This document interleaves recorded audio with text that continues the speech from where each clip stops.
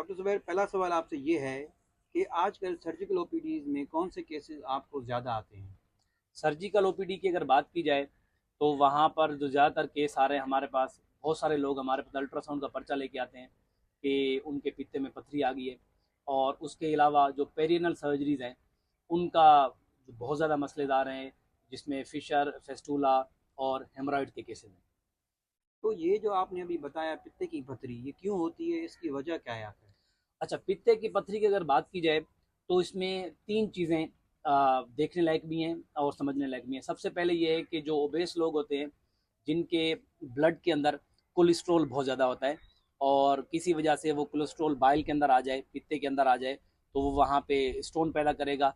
और दूसरा ये है कि अगर उनका बिलिरुबिन का लेवल जो है वो बढ़ जाए, किसी वजह से अगर आपको बीमारी है और जो बिलिरुबिन है वो बढ़ जाए, तो उसका लेवल बढ़ने से भी